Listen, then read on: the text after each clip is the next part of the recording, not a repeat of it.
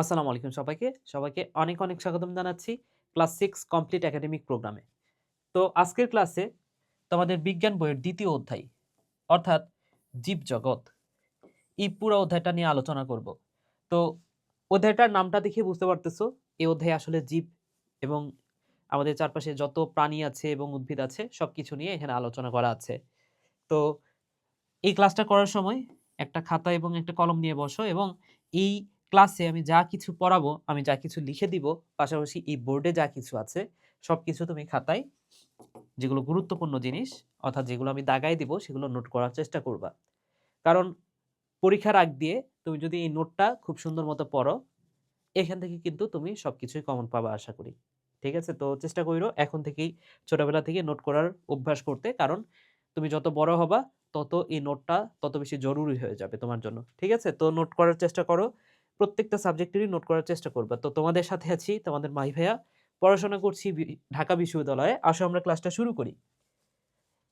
So ১ম এ যে কথাগুলা লেখা আছে দেখো, জীবজগৎ সম্পর্কে চেয়ার, টেবিল, গাছপালা, দালান, গাড়ি, গ্লাস, কলম এসব হচ্ছে জড়বস্তুর নমুনা। আবার মানুষ, গরু, ছাগল, গাছ, মাছ, মশা, পিঁপড়া এগুলো হচ্ছে জীবের উদাহরণ। তো এখানে গাছপালা যেটা বলছে এটা কিন্তু জীবই আসলে, এটা কিন্তু জড় না।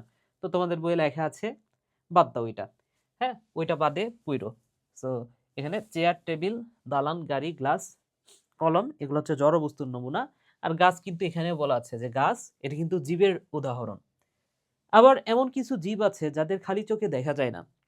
তাহলে এই যে জীবগুলা মানুষ, গরু, ছাগল, মাছ, মশা এগুলো কিন্তু খালি চোখে আসলে দেখা যায়। কিন্তু অনেক জীব আছে যেগুলো আবার খালি চোখে দেখা যায় না। যেমন আমি বলতে পারি ব্যাকটেরিয়া। সো ব্যাকটেরিয়া, আমিবা এরা কিন্তু খালি চোখে দেখা যায় না। ছোট থেকে বড়, মাটি থেকে পানি, বাতাসে উপস্থিত নানা রকমের নানা প্রকারের জীব নিয়ে আমাদের এই জীবজগৎ গঠিত। তাহলে এই যে যেটা দেখা যাচ্ছে না খালি চোখে, এতই ছোট যে আমি খালি চোখে দেখতে পাচ্ছি না। তাহলে এই ছোট থেকে যত বড়ই জীব হোক, মাটিতে হোক অথবা পানিতে থাক অথবা বাতাসে উপস্থিত নানা প্রকার জীব নিয়েই কিন্তু আমাদের এই জীবজগৎ। ঠিক আছে ভাইয়া? তাহলে জীব কি আসলে? জীব মানে হচ্ছে, আমি যদি খুব সহজ বাংলায় বলি, জীব মানে হচ্ছে যার জীবন আছে। যার জীবন আছে তাই জীব। যেমন মানুষের জীবন আছে, গাছপালার জীবন আছে, তাহলে গাছপালা, গরু, মাছ, পোকামাকড়, ব্যাঙের ছাতা, এরপরে ব্যাকটেরিয়া এগুলো হচ্ছে জীব। তাহলে যার জীবন আছে তাই জীব। তাহলে এইখানে ব্যাঙের ছাতা দেখে হয়তোবা অবাক হইতে পারো, কিন্তু ব্যাঙের ছাতা এটাও কিন্তু আসলে জীব। ব্যাঙের ছাতা এটা হচ্ছে এক ধরনের উদ্ভিদ, খুবই নিম্ন শ্রেণীর একটা উদ্ভিদ। আচ্ছা, তাহলে জীবের সংজ্ঞাটা আমাদের হয়ে গেল। জীবের বেশ কিছু বৈশিষ্ট্য আছে। তাহলে জীবের যে প্রধান বৈশিষ্ট্যগুলা, এই প্রধান বৈশিষ্ট্যগুলো আমাদের জানতে হবে এবং পরীক্ষায় কিন্তু এটাই আসতে পারে। জীবের প্রধান বৈশিষ্ট্যগুলো তোমাকে লিখতে বলতে পারে। বৈশিষ্ট্যগুলো কি কি দেখো ভাইয়া। ১ নম্বর হচ্ছে পুষ্টি লাভ। তাহলে কোন জীব নিজেই নিজের খাদ্য তৈরি করে, এরা হচ্ছে স্বভোজী। আর কিছু আছে পরভোজী, যারা অন্যের উপর খাদ্যের জন্য নির্ভর করে। তাহলে একটু চিন্তা করে বলো তো ভাইয়া, মানুষ অর্থাৎ আমরা আমরা কি স্বভোজী নাকি পরভোজী? স্বভোজী মানে কি বলছি? স্বভোজী মানে হচ্ছে নিজেই নিজের খাদ্য তৈরি করে। আর পরভোজী মানে খাদ্যের জন্য অন্যের উপর নির্ভর করতে হয়। আমরা কি পরভোজী নাকি স্বভোজী? তোমার কি মনে হচ্ছে? তো তোমার কাছে মনে হতে পারে যে ভাই আমরা তো নিজের খাবার নিজে রান্না করে খাই। তাই না? তার মানে আমরা স্বভোজী এরকম মনে হইতে পারে। কিন্তু না। পৃথিবীতে শুধুমাত্র স্বভোজী হচ্ছে উদ্ভিদ। হ্যাঁ? কারণ উদ্ভিদ সূর্যের আলোর সাহায্যে এবং পানির মাধ্যমে খাদ্য তৈরি করতে পারে। তাহলে উদ্ভিদ নিজের খাদ্য নিজে তৈরি করতে পারে। কিন্তু আমরা খাবারের জন্য কোন একটা গাছের উপর নির্ভরশীল, অর্থাৎ গাছের ফল খাচ্ছি, পাতা খাচ্ছি, অথবা কোন একটা গরু, ছাগল, মুরগি, হ্যাঁ? অর্থাৎ অন্য একটা প্রাণীর উপর নির্ভরশীল। তাহলে ওই প্রাণীটাও কিন্তু কোনো না কোনোভাবে দেখো গাছের সাথে গাছের উপর নির্ভরশীল, তাই না? যেমন গরু, আমরা যে গরু খাচ্ছি, সে গরুটাও কিন্তু কোনো না কোনোভাবে গাছের পাতা খাচ্ছে। আমরা যে মুরগি খাচ্ছি, মুরগিও কিন্তু ওই গাছের পাতাই খায় বা ঘাস খায়, তাই না? তাহলে পৃথিবীতে কারা স্বভোজী আসলে? যেমন সবুজ উদ্ভিদ। স্বভোজী আসলে কারা? সবুজ উদ্ভিদ। সবুজ উদ্ভিদ। সবুজ উদ্ভিদ খাদ্য তৈরি করতে পারে, নিজের খাদ্য নিজেই তৈরি করে, তাই এরা স্বভোজী। আবার পরভোজী জীব অন্য জীব ভক্ষণ করে পুষ্টি লাভ করে, তাহলে পরভোজী জীব অন্য জীবকে খায়। তাহলে অন্য জীব বলতে এখানে কি বোঝানো হচ্ছে, যেমন মানুষ গরু ছাগল মুরগি এগুলো খায়, ঠিক আছে, আবার মানুষ হচ্ছে উদ্ভিদও খায়, তাহলে আমরা হচ্ছি পরভোজী। ভালো কথা। এরপরে দেখো জীবের বৃদ্ধি ও বিকাশ হয়। তাহলে প্রতিটা জীব, দেখো আমি ছোট থেকে আস্তে আস্তে বড় হইছি না, তাহলে আমাদের কি হয়েছে, আমাদের বৃদ্ধি হয়েছে না, তাহলে আমি যেহেতু জীব আমার বৃদ্ধি হয় এবং বিকাশ হয় আস্তে আস্তে। তাহলে প্রতিটা জীবকোষ নামক প্রতিটা জীব কোষ নামক গাঠনিক একক দ্বারা তৈরি। তাহলে আমার দেহ কি দ্বারা গঠিত বলতো, কোষ দ্বারা গঠিত। একটা বাসা কি দ্বারা গঠিত, একটা বাসা অনেকগুলো ইট দ্বারা গঠিত না, তাহলে একটা বাসা যেমন অনেকগুলো ইট দ্বারা গঠিত, আমার দেহ অনেকগুলো কোষ দ্বারা গঠিত। ওকে, সো প্রতিটা জীব কোষ নামক গাঠনিক একক দ্বারা তৈরি। তাহলে এই কোষ কি ভাইয়া, যদি তোমাকে প্রশ্ন করে যে ভাইয়া বলো তো কোষ কি, এবার তোমাকে প্রশ্ন করতে পারে, কোষ হচ্ছে জীবদেহের গঠনগত একক, জীব দেহের গঠন ও কাজের একক, গঠন ও কাজের একক, কাজের একক, এই কথাটা মাথায় রাখো। সময়ের সাথে জৈবিক প্রক্রিয়ায় জীবদেহে কোষের সংখ্যা বৃদ্ধির মাধ্যমে জীবের বৃদ্ধি ঘটে এবং পরিপূর্ণ জীব হিসেবে বিকাশ লাভ করে। তাহলে আমাদের ছোটবেলায় যতগুলা কোষ ছিল, আমি যখন আস্তে আস্তে বড় হয়েছি, আমাদের দেহের কোষের সংখ্যা আস্তে আস্তে তত বাড়ছে। যেহেতু কোষের সংখ্যা বাড়তেছে, আমি আস্তে আস্তে ছোট থেকে বড় হয়েছি। কিন্তু তোমার প্রশ্ন হতে পারে যে ভাইয়া, মানুষ তো একটা নির্দিষ্ট উচ্চতা লম্বা হওয়ার পরে আর তো উচ্চতা লম্বা হচ্ছে না, আর তো বৃদ্ধি পাচ্ছে না, এটা কেন হচ্ছে? এর কারণ হচ্ছে, দেখো আমাদের দেহে যে কোষগুলো আছে সেই কোষগুলা সবসময় তৈরি হচ্ছে, আবার একই পরিমাণ কোষ মারা যাচ্ছে। তাহলে যতগুলা কোষ তৈরি হচ্ছে ততগুলা কোষ আবার মারা যাচ্ছে আমাদের দেহে। এর কারণে কি হচ্ছে বলতো, আমরা আর লম্বা হতে পারতেছি না, আমার উচ্চতা যে পর্যন্ত আছে সে পর্যন্তই। কিন্তু তোমার উচ্চতা যদি মানে তুমি যদি বাচ্চা হও, সেক্ষেত্রে তোমার কি হবে বলতো, তোমার উচ্চতা আরেকটু বাড়বে। তো কেন বাড়বে? কারণ তোমার দেহে যতগুলো কোষ মারা যাচ্ছে তার চেয়ে বেশি কোষ তৈরি হচ্ছে। এ কারণে তুমি ছোট থেকে আস্তে আস্তে লম্বা হবে আরো। কিন্তু একটা বৃদ্ধ মানুষ দেখবা, সে আগে যে উচ্চতা ছিল, বৃদ্ধ হওয়ার পরে তার উচ্চতা কিছুটা কমে যায়। কেন কমে যায়? কারণ বৃদ্ধ মানুষের ক্ষেত্রে তার দেহে যতগুলো কোষ তৈরি হয় তার চেয়ে বেশি কোষ মারা যায়। যেহেতু বেশি কোষ মারা যাচ্ছে, এই কারণে তার উচ্চতা আস্তে আস্তে কমে। তাহলে এই কথাটাই বলা আছে যে প্রতিটা জীব কি দ্বারা গঠিত, কোষ দ্বারা গঠিত। সময়ের সাথে সাথে জৈবিক প্রক্রিয়ায় জীবদেহের কোষের সংখ্যা বৃদ্ধি পায় এবং বৃদ্ধির মাধ্যমে জীবের বৃদ্ধি ঘটে এবং পরিপূর্ণ জীব হিসেবে বিকাশ লাভ করে। এরপরে দেখো, জীব শক্তি রূপান্তর করতে পারে। তাহলে প্রাণীদেহে উৎপন্ন শক্তি তার দেহের বিভিন্ন কাজে ব্যবহার করে। তাহলে আমাদের দেহে আমরা যে খাবারটা খাচ্ছি, খাবার থেকে আমরা শক্তি পাচ্ছি। এই শক্তিটা আমরা যে কাজ করতেছি প্রতিনিয়ত, এই যে আমি হাত তুলতেছি নামাইতেছি, এই যে এখানে যে একটা শক্তির ব্যয় হচ্ছে, এই শক্তিটা আমরা কোথা থেকে পাচ্ছি? এই যে আমরা যে খাবার খাই, এই খাবার থেকে এই শক্তিটা আসে। আচ্ছা, এরপরে দেখো জীবের কি হয়, প্রজনন করতে পারে। তো মানুষের দেখো না একটা মানুষের যখন বিয়ে হয় বিয়ের পরে মানুষ থেকে আরেকটা নতুন বাচ্চা হয়। তাহলে এই যে বাচ্চা হওয়ার যে প্রসেসটা, যে প্রক্রিয়া বাচ্চাটা হবে, এই প্রক্রিয়াটার নাম হচ্ছে প্রজনন। এটা কিন্তু উদ্ভিদের ক্ষেত্রেও হয়। উদ্ভিদের দেখো না যে একটা ফুল আছে, সো এরকম পুরুষ ফুল স্ত্রী ফুল আলাদা থাকে উদ্ভিদের। তো পুরুষ ফুল থেকে স্পোরটা যদি স্ত্রী ফুলে এসে পড়ে, সেই ক্ষেত্রে কিন্তু এই স্ত্রী ফুল থেকে আস্তে আস্তে ফল হয়। এই ফলের মধ্যে বীজ থাকে এবং এই বীজ থেকে নতুন একটা উদ্ভিদের সৃষ্টি হয়। তাহলে দেখো উদ্ভিদের ক্ষেত্রেও কি হচ্ছে, প্রজনন হচ্ছে না, এই বিষয়টাকে বলা হচ্ছে প্রজনন। ঠিক আছে, তুমি আরেকটু বড় ক্লাসে গেলে এই প্রজনন সম্পর্কে বিস্তারিত আলোচনা আছে। তাহলে জীবের প্রজনন ঘটে, এই প্রক্রিয়ায় জীবের বংশ বিস্তার হয়। তাহলে জীব আস্তে আস্তে বংশ বিস্তার করে, অর্থাৎ একটা জীব থেকে আরেকটা জীবে পরিণত হয়। একটা মটরশুঁটি গাছ আরেকটা মটরশুঁটি গাছে পরিণত হয়। মানুষ সন্তান সন্ততি উৎপাদনের মাধ্যমে বংশ বিস্তার করে। তাহলে মানুষের ক্ষেত্রে কি হয়, সন্তান উৎপন্ন হয়। সন্তান উৎপন্ন করার মাধ্যমে মানুষ বংশ বিস্তার করে। ঠিক আছে, এরপরে দেখো পরিবেশের প্রতি প্রতিক্রিয়া। তোমার এই পয়েন্টগুলো জাস্ট মাথায় রাখতে হবে ভাইয়া, বুঝছো? তোমার যে কাজটা করতে হবে, এই পয়েন্টগুলো তোমার মুখস্থ রাখতে হবে। এই যে পয়েন্ট: পুষ্টি লাভ, বৃদ্ধি ও বিকাশ, শক্তি রূপান্তর, প্রজনন, পরিবেশের প্রতি প্রতিক্রিয়া। জীব বাহ্যিক পরিবেশের পরিবর্তনের প্রতি প্রতিক্রিয়া প্রদান করে। তাহলে আমাদের আশেপাশে যে পরিবেশ, সেটার উপর প্রতিক্রিয়া প্রদান করে কোন একটা জীব। আমাদের দেহে মশা বসলে আমরা মারার জন্য উদ্গ্রীব হই। অন্ধকার পরিবেশে জন্মানো গাছ আলোর সন্ধান পাবার জন্য আলোর দিকে দ্রুত বেঁকে যায়। দেখো, তুমি যদি জানালার পাশে একটা গাছ রাখো, জানালা দিয়ে যদি প্রতিনিয়ত আলো আসে, গাছ তো নরমালি তুমি দেখো যে উপরের দিকে বৃদ্ধি পাচ্ছে, তাই না? কিন্তু জানালার কাছে যে গাছটা রাখবা, সেটা দেখবে যে আলোর দিকে বেঁকে যাচ্ছে, অর্থাৎ জানালা দিয়ে ওই গাছটা বের হয়ে যাওয়ার চেষ্টা করবে। ঠিক আছে? তার মানে কি, গাছটা সোজা উপরের দিকে না গিয়ে বাঁকা হয়ে জানালার থেকে বাইরে যাওয়ার চেষ্টা করবে, কারণ জানালার বাইরে আছে সূর্যের আলো, আর উদ্ভিদের দরকার এই সূর্যের আলো।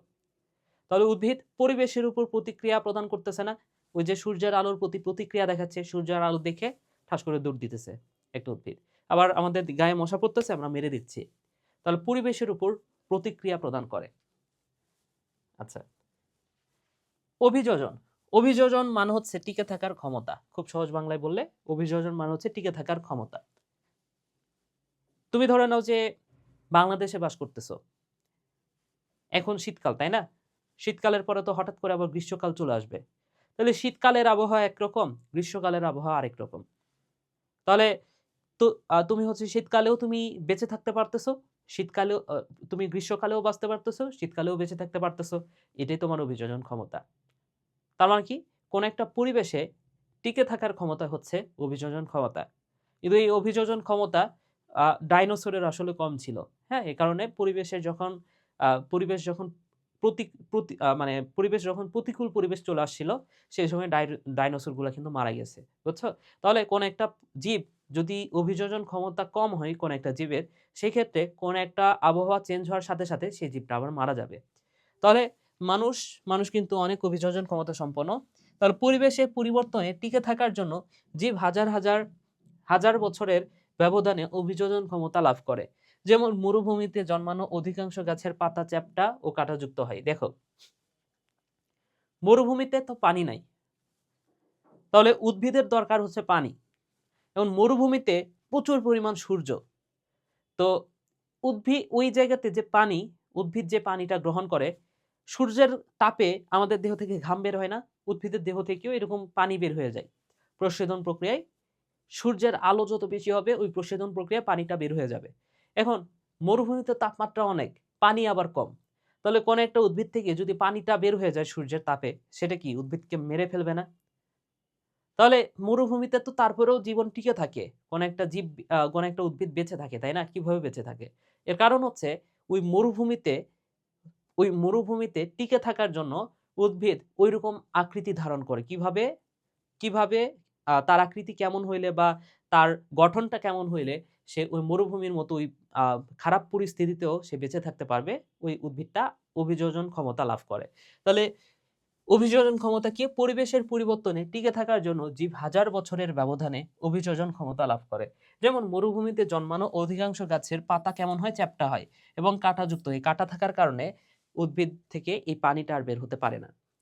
উদ্ভিদের এই বৈশিষ্ট্যগুলা এদের পানি সাশ্রয়ে সাহায্য করে। দীর্ঘ অভিযোজনের ফলে উদ্ভিদে এই বৈশিষ্ট্যগুলো সংযোজিত হয়েছে। তাহলে এই যে অভিযোজন ক্ষমতা যেটা, বা এই যে এখানে যে পাতা চ্যাপ্টা কাঁটাযুক্ত, এটা একদিনে হয় নাই, হাজার হাজার বছর ধরে চলতে চলতে এক সময় এই বৈশিষ্ট্যগুলো অর্জন করছে। বুঝছো? কোন একটা উদ্ভিদ।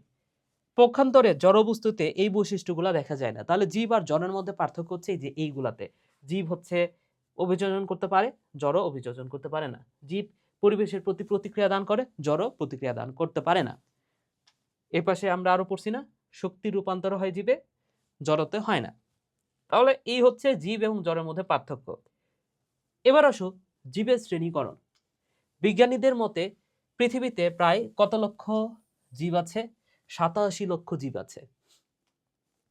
তাহলে এই 87 লক্ষ জীব, এত সংখ্যক জীব, এগুলাকে বিভিন্ন শ্রেণীতে ভাগ করা হয়। কেন বিভিন্ন শ্রেণীতে ভাগ করা হবে? বিভিন্ন শ্রেণীতে কেন ভাগ করা হবে? কারণ কোন একটা জীবকে সহজে চেনার জন্য, যেমন মানুষ স্তন্যপায়ী প্রাণী, আবার তুমি গরু ছাগলের দিকে তাকাও, তারাও স্তন্যপায়ী প্রাণী। তাহলে তাদেরকে আমরা একটা শ্রেণীতে রাখতে পারি, তাই না? কিন্তু আমি যদি ৮৭ লক্ষ প্রাণী, তুমি চিন্তা করছো ৮৭ লক্ষ প্রাণী, তাহলে এই ৮৭ লক্ষ প্রাণী, এটা যদি আমি একটা একটা করে জানতে চাই, তাহলে সেটা বিষয়টা কত কঠিন না? তাহলে এত কঠিন না করে আমরা এই প্রাণীগুলাকে একটা শ্রেণীতে ভাগ করব। যেমন মানুষ, গরু, ছাগল এগুলাকে একটা শ্রেণীতে রাখতে পারি আমরা, কারণ এরা স্তন্যপায়ী প্রাণী। ঠিক তেমনি টিকটিকি, কুমির, সাপ, এরা হচ্ছে সরীসৃপ, বুকের উপর ভর দিয়ে চলে, তাই এদেরকে আরেকটা শ্রেণীতে রাখতে পারি। হ্যাঁ? বা ওইটা আলাদা বিষয়, ওইটা আরেকটা বিষয় চলে গেছি। এইখানে তোমাদের বইয়ে যে জিনিসটা আলোচনা করা আছে, যেমন কোন একটা জীব, তার নিউক্লিয়াসটা সুগঠিত নয়, সেটাকে আমরা বলতে পারি আদিকোষী। আবার যার নিউক্লিয়াসটা সুগঠিত, তাদেরকে আমরা আরেকটা শ্রেণীতে রাখতে পারি। তো এই টাইপের আমরা শ্রেণীবিন্যাস পড়ব বা শ্রেণীকরণ এখানে আলোচনা আছে, একটু পরে সেটা আমরা দেখতেছি। তাহলে দেখো, এই যে ৮৭ লক্ষ বিভিন্ন রকমের প্রাণী, ১৯৫৯ সালে একজন বিজ্ঞানী যার নাম হচ্ছে আর.ই. সুইটেকার, এই যে এত এত প্রাণীকে পঞ্চরাজ্যে শ্রেণীবিন্যাস আহ, প্রবর্তন করেন। তাহলে আর.ই. সুইটেকার কি করেছে বলতো? পঞ্চরাজ্য, ৫টা রাজ্যে ভাগ করছে এই প্রাণীগুলাকে। কিন্তু পরবর্তীতে ১৯৭৪ সালে আরেকজন বিজ্ঞানী যার নাম হচ্ছে মার্গিউলিস এই পঞ্চরাজ্যকে, উক্ত শ্রেণীবিন্যাসকে পুনর্বিন্যাস করে জীবজগতের আধুনিক শ্রেণীবিন্যাস প্রবর্তন করেন। তাহলে মার্গিউলিস যেটা করছে সেটা হচ্ছে আধুনিক শ্রেণীবিন্যাস। আর আর.ই. হুইটেকার যে কাজটা করছে সেটা হচ্ছে ৫টা রাজ্যে ভাগ করছে এই প্রাণীগুলাকে। ঠিক আছে? তাহলে আমরা আরেকটু সামনের দিকে আগাতে পারি। তাহলে এই যে ৫টা রাজ্য, এই ৫টা রাজ্যের নাম জানতে হবে, তাই না? ওকে, তো এই ৫টা রাজ্যের নাম আমরা জানবো, এবং মার্গিউলিস যে কাজটা করছে সেটা আমরা একটু দেখি। তাহলে ভাই আমরা কি দেখলাম? দেখো তো, আমরা দেখলাম যে হুইটেকারের রাজ্য হচ্ছে ৫টা। তবে এই হুইটেকারের যে ৫টা রাজ্য বা পঞ্চরাজ্য যেটা, সেটাকে মার্গিউলিস একটু সংশোধন করেন এবং ২টা সুপার কিংডমে ভাগ করেন। তো এই সুপার কিংডম সম্পর্কে আমাদের একটু জানতে হবে। তাহলে আমি একটা নতুন স্লাইড নিয়ে নিই, এবং জীবজগৎকে যদি ভাগ করি,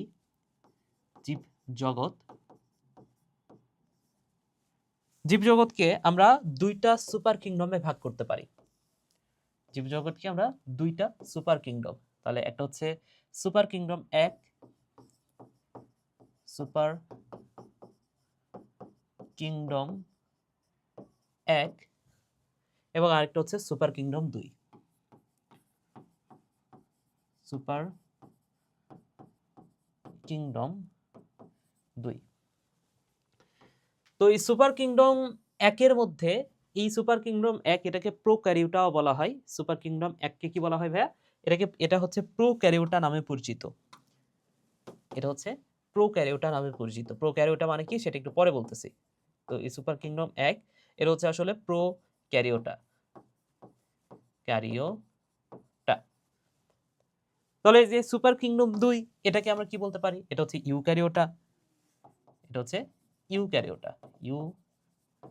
ইউক্যারিওটা, আশা করি বুঝতে পেরেছো। এখন এই যে প্রোক্যারিওটা, এই প্রোক্যারিওটার মধ্যে আছে যে রাজ্যটা আছে, এই প্রোক্যারিওটাকে আমরা, এই প্রোক্যারিওটার মধ্যে যে রাজ্যটা আছে সে রাজ্যটার নাম হচ্ছে মনেরা। তাহলে এই প্রোক্যারিওটার মধ্যে যে রাজ্যটা, সেটা হচ্ছে রাজ্য ১ মনেরা। রাজ্য ১ হচ্ছে মনেরা। এবং এই যে ইউক্যারিওটা, এই ইউক্যারিওটার মধ্যে ৪টা রাজ্য আছে, এবং রাজ্যগুলো কি কি সেটা মাথায় রাখতে হবে ভাই। 4টা রাজ্য আছে। প্রথম রাজ্য যেটা, সেটা হচ্ছে রাজ্য ২। রাজ্য ২, রাজ্য ২ এর নাম হচ্ছে প্রতিষ্ঠা।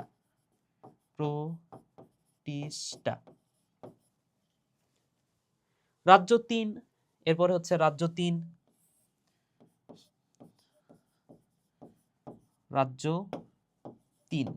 রাজ্য ৩ এর নাম হচ্ছে ফানজাই। এরপরে রাজ্য ৪, রাজ্য ৪ এর নাম হচ্ছে প্ল্যান্টি। প্ল্যান্টি এবং রাজ্য 5 এবং রাজ্য 5। রাজ্য 5-এর নাম হচ্ছে অ্যানিমেলিয়া। অ্যানিমেলিয়া। তাহলে এই 5টা রাজ্যকে ভাগ করেন কে? হুইটেকার। তাহলে রাজ্য 1-এর নাম হচ্ছে মনেরা, রাজ্য 2-এর নাম হচ্ছে প্রতিষ্ঠা, রাজ্য 2-এর নাম হচ্ছে প্রতিষ্ঠা, দেন রাজ্য 3 হচ্ছে ফানজাই, রাজ্য 4-এর নাম হচ্ছে প্ল্যান্টি, এন্ড রাজ্য 5-এর নাম হচ্ছে অ্যানিমেলিয়া। তাহলে এই হচ্ছে 5টা রাজ্য। তো প্রশ্নটা হচ্ছে ভাইয়া, এই যে প্রোক্যারিওটা আর ইউক্যারিওটা, এই দুটার মিনিংটা কি? এই দুটা মানে কি আসলে? তাহলে প্রোক্যারিওটার মধ্যে আছে রাজ্য 1 মনেরা, তো সেটা পড়বো আমরা। তার আগে আমরা একটু দেখি এই প্রোক্যারিওটা মানে কি। প্রোক্যারিওটা, ক্যারিওটা, এবং আরেকটা হচ্ছে ইউক্যারিওটা, ইউক্যারিওটা, ক্যারিওটা।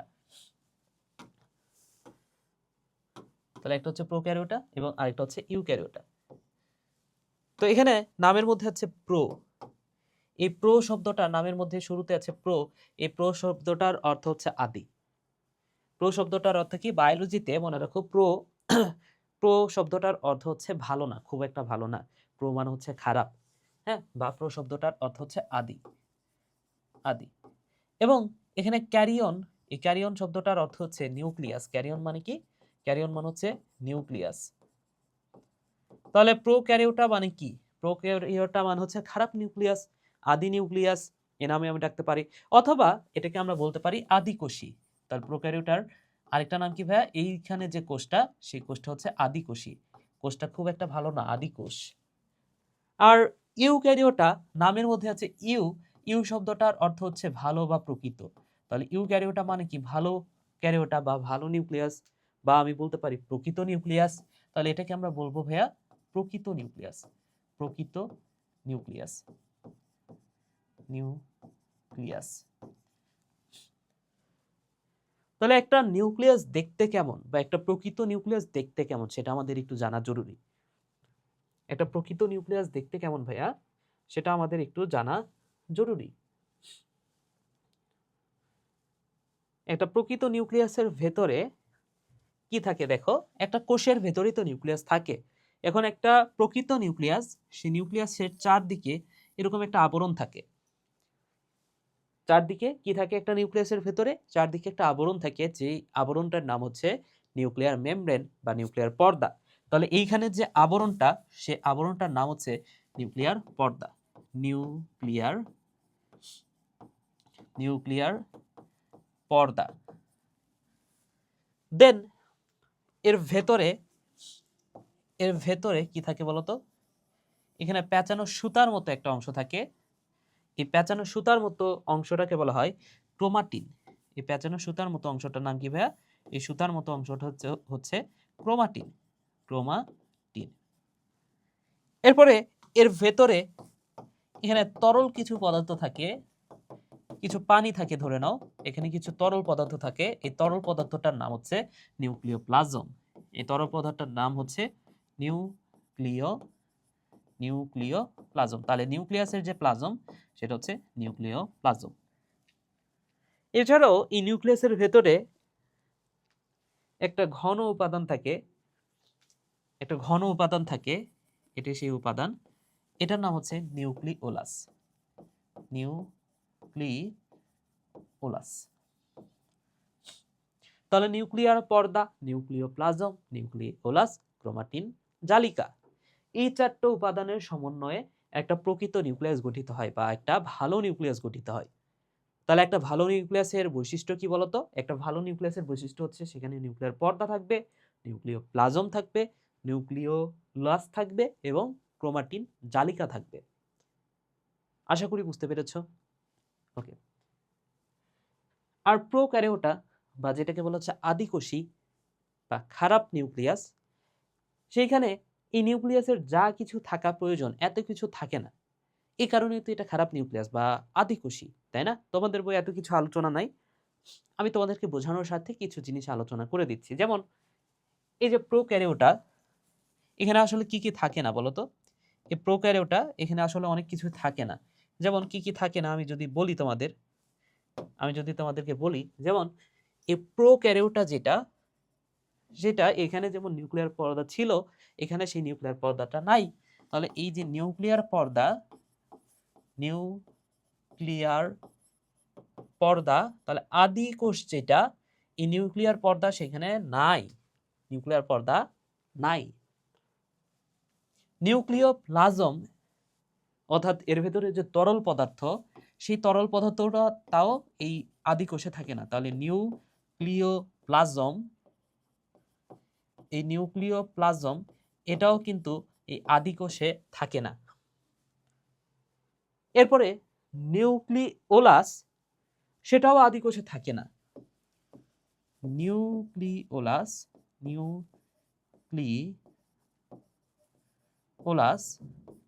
এটাও এই আদি কোষে থাকে না। ভালো কথা। থাকে কি তাহলে? শুধুমাত্র ক্রোমাটিন জালিকাটা থাকে। ঠিক আছে?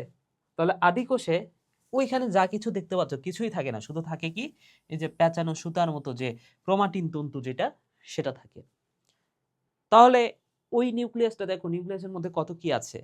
তার অনেক ওটা ভালো নিউক্লিয়াস, কিন্তু এর মধ্যে কি কিছু আছে না। এই জন্যই তো এটা খারাপ নিউক্লিয়াস বা আদি নিউক্লিয়াস যাই বলি আমি। কেন এটা আদি নিউক্লিয়াস আশা করি এবার বুঝতে পেরেছো, ভাইয়া। তো এই যে আদি নিউক্লিয়াস আসলে কাদের আদি নিউক্লিয়াস দেখা যায়? যে প্রাণীগুলা অনুন্নত, এই প্রাণীগুলাকে আসলে নরমালি অনেক সময় অনেক প্রাণী মানে বেশিরভাগ না, সব প্রাণীকেই আসলে খালি চোখেও দেখা যায় না, এতই ছোট এই প্রাণীগুলা।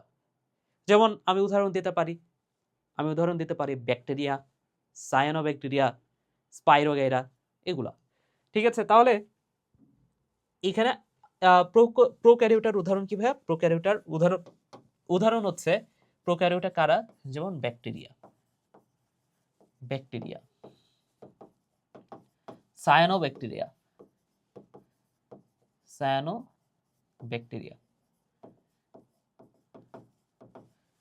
এবং আমরা একটু আগে দেখেছি যে প্রোক্যারিওটা যারা, তাদের যে রাজ্যটা, প্রোক্যারিওটার রাজ্য আবার মনেরা। ঠিক আছে? অর্থাৎ খারাপ নিউক্লিয়াস যেই রাজ্যটা, খারাপ নিউক্লিয়াস কাদের আসলে? মনেরা রাজ্যের। বাদ বাকি যে 4টা রাজ্য সম্পর্কে আমরা জেনেছি, এই 4টা রাজ্যের কিন্তু নিউক্লিয়াসটা আসলে ভালো। তাহলে যদি কখনো তোমাকে ধরে নাও যে তোমাকে বললো ফানজাই রাজ্যের বৈশিষ্ট্যগুলো লিখো, তুমি জানোই না ফানজাই রাজ্য আসলে বৈশিষ্ট্যগুলো কি কি। না জানলেও এখন এতটুকু লিখতে পারবা না যে এখানে নিউক্লিয়াসটা সুন্দর, নিউক্লিয়াসটা সুগঠিত, এই কথাটা লিখতে পারবা না? অবশ্যই পারবা। তাহলে আসলে আমরা আমাদের মেন পড়াতে চলে যাই এবার। দেখো এখানে মনেরা রাজ্য সম্পর্কে পড়া আছে, তাহলে মনেরা রাজ্যের বৈশিষ্ট্যগুলো আমাদের জানতে হবে, বৈশিষ্ট্যগুলো আসলে কি কি। তাহলে মনেরা রাজ্যের যে জীবগুলা, সেগুলো হচ্ছে এককোষী। দেখো আমাদের দেহে কোটি কোটি কোষ, আমাদের দেহটা কি দ্বারা গঠিত? কোটি কোটি কোষ দ্বারা গঠিত, কোটি কোটি কোষ দ্বারা গঠিত আমাদের দেহ। কিন্তু মনেরা রাজ্যের যে জীবগুলা, সেটা একটাই মাত্র কোষ। ধরে নাও এটা হচ্ছে একটা ব্যাকটেরিয়া, এবং ব্যাকটেরিয়ার দেহে কোষ মাত্র একটাই, এটা হচ্ছে একটা কোষ। তাহলে এরা হচ্ছে এককোষী। এবং এরা যেহেতু প্রোক্যারিওটা মনেরা রাজ্য, তার মানে কি এদের সুগঠিত নিউক্লিয়াস থাকে নাই। যে প্রোক্যারিওটা মানে কি আদি নিউক্লিয়াস বা সুগঠিত নিউক্লিয়াস নাই। তাহলে এই কথাটাই বলা আছে যে এদের কোষে সুগঠিত নিউক্লিয়াস থাকে না। এবং যেহেতু মাত্র একটাই কোষ, এরা এতই ছোট যে খালি চোখে তুমি দেখতে পাবা না, অণুবীক্ষণ যন্ত্র লাগবে। তাহলে এরা খুবই ক্ষুদ্র, অণুবীক্ষণ যন্ত্র ছাড়া এদের দেখা যায় না। উদাহরণটা জানতে হবে, ব্যাকটেরিয়া, সায়ানোব্যাকটেরিয়া, স্পাইরোগাইরা, এগুলো হচ্ছে মনার রাজ্যের উদাহরণ। তো উদাহরণটা ভালো করে মাথায় রাখো। এরপরের রাজ্যটা হচ্ছে, আচ্ছা এই যে এখানে দেওয়া আছে দেখো মনার রাজ্যের জীব কোনগুলা? এই যে ব্যাকটেরিয়া, স্পাইরোগাইরা। প্রতিষ্ঠা রাজ্যের মধ্যে আছে আমিবা, অ্যান্টামিবা। ফানজাই রাজ্যের মধ্যে বিভিন্ন ধরনের ছত্রাক আছে।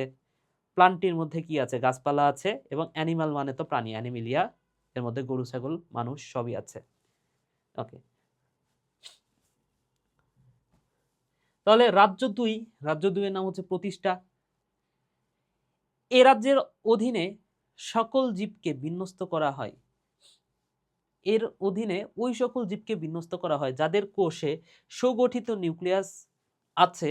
এরা এককোষী বা বহুকোষী ক্লোরোফিল যুক্ত একক বা দলবদ্ধভাবে থাকতে পারে, যেমন ইউগ্লেনা, আমিবা। তো তোমরা হচ্ছে শৈবাল চেনো? আচ্ছা, শৈবাল না, শৈবাল বাদ দাও, শৈবাল সরি। এখানে হচ্ছে এই যে আমিবা, ইউগ্লেনা, এইগুলা এগুলো হচ্ছে প্রতিষ্ঠা রাজ্যের অন্তর্ভুক্ত। ঠিক আছে, তাহলে এর অধীনে ওই সকল জীবকে বিন্যস্ত করা হয় যাদের কোষ সুগঠিত নিউক্লিয়াস যুক্ত। এরা এককোষী বা বহুকোষী ক্লোরোফিল যুক্ত একক বা দলবদ্ধভাবে থাকতে পারে। তাহলে দেখো, এর অধীনে ওই সকল জীবকে বিন্যস্ত করা হচ্ছে যাদের নিউক্লিয়াসটা সুগঠিত। একটু আগে বললাম না যে প্রতিষ্ঠা, এরা হচ্ছে সুগঠিত নিউক্লিয়াস যুক্ত ইউক্যারিওটা, তো এদের নিউক্লিয়াসটা সুগঠিত। এরা এককোষী বা বহুকোষী ক্লোরোফিল যুক্ত। তাহলে ক্লোরোফিল যেখানেই পাবা বুঝবা সেটা নিজের খাদ্য নিচে তৈরি করতে পারে, অর্থাৎ ওরা হচ্ছে সবুজ। যেখানে ক্লোরোফিল পাবা বুঝবা ওরা হচ্ছে সবুজ। তাহলে এখানে ক্লোরোফিল আছে, তাহলে ক্লোরোফিল যুক্ত একক বা দলবদ্ধভাবে থাকতে পারে। উদাহরণ হচ্ছে ইউগ্লিনা, আমিবা। তাহলে এই দুটা মাথায় রাখো ভাইয়া, ঠিক আছে। এরপর আসো রাজ্য 3। রাজ্য 3 এটা হচ্ছে ফানজাই, যেটাকে আমরা বলতে পারি ছত্রাক। তাহলে এরাও সুগঠিত নিউক্লিয়াস যুক্ত। মনোরাবাদের সবাই তো সুগঠিত নিউক্লিয়াস আছে, তাই না? তাহলে এরা হচ্ছে সুগঠিত নিউক্লিয়াস থাকে। এরা সাধারণত এককোষীয় হইতে পারে, বহুকোষীয় হইতে পারে। তাহলে দেখো, মনেরা ছিল শুধু এককোষী, এরপরে প্রতিষ্ঠা, এরা যেহেতু উন্নত, এরা এককোষীয় হইতে পারে, বহুকোষীয় হইতে পারে। ফানজাইয়ের ক্ষেত্রেও ঠিক সেম, এরা এককোষীয় হইতে পারে, বহুকোষীয় হইতে পারে। দেহে ক্লোরোফিল নাই, ছত্রাক কি সবুজ হয়? সবুজ হইলে সেখানে ক্লোরোফিল থাকবে, যেমন এরা হচ্ছে সবুজ, তাই ক্লোরোফিল যুক্ত। কিন্তু ছত্রাক, ব্যাঙের ছাতা, তারা কি সবুজ? না। তার মানে এখানে ক্লোরোফিল নাই। তাহলে এখানে ক্লোরোফিল নাই। যেহেতু ক্লোরোফিল নাই, এরা নিজের খাদ্য নিজে তৈরি করতে পারে না। এরা ক্লোরোফিল থাকে, তাই এরা নিজের খাদ্য নিজে তৈরি করতে পারে, প্রতিষ্ঠা। কিন্তু এদের ক্লোরোফিল নাই, তার মানে কি এরা হচ্ছে পরভোজী। ওই যে স্বভোজী আর পরভোজী পড়ছি না আমরা। ওকে, তাহলে এখানে উদাহরণটা কি? East, Penicillium, mushroom. মাশরুম তো আমরা প্রত্যেককে চিনি, এটা তো ব্যাঙের ছাতা, তাই না? তাহলে ইস্ট, পেনিসিলিয়াম, মাশরুম, এগুলাকে আমরা বলতে পারি এগুলো হচ্ছে ছত্রাক বা ফানজাই। ঠিক আছে ভাইয়া। এরপর হচ্ছে প্ল্যান্টি। প্ল্যান্টি মানে হচ্ছে গাছপালা, উদ্ভিদ জগৎ। প্ল্যান্টির উদাহরণ কি?